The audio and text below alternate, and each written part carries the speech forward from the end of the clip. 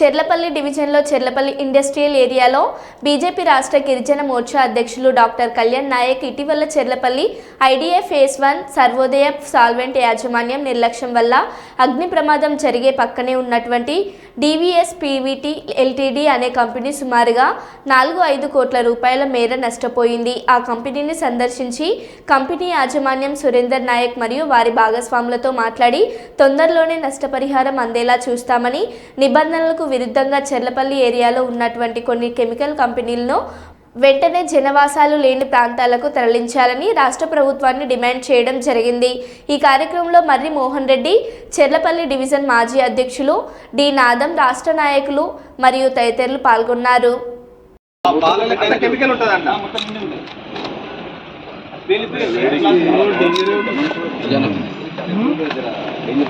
ఇదేమి నడసలేదా మరి?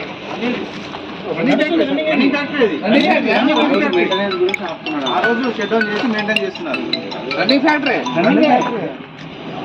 ఇక్కడ నటరాజ్ 2 రోజులు నడసలేదు. నడిచినట్టు ఏం ఎక్కువ అవుతుందా?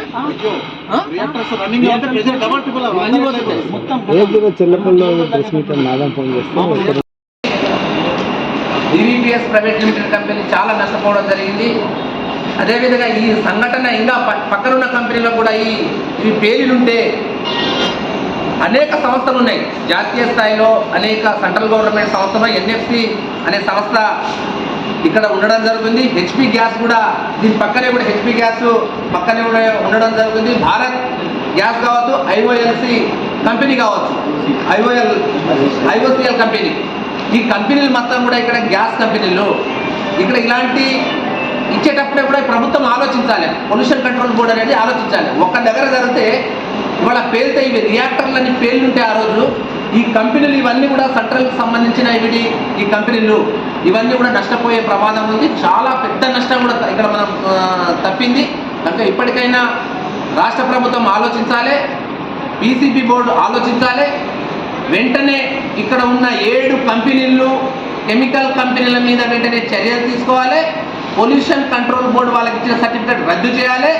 ఇక్కడ నిర్వహిస్తున్న యాజమాన్యం మీద క్రిమినల్ కేసులు పెట్టాలి. అక్రమాలుగా ఇక్కడ చేస్తున్న పొల్యూషన్ చేస్తున్న ఈ కంపెనీల మీద వెంటనే చర్యలు తీసుకొని వెంటనే వాళ్లకు బాధ్యుల మీద కఠిన చర్యలు తీసుకోవాలని భారతీయ జనతా పార్టీ డిమాండ్ చేస్తా ఉంది.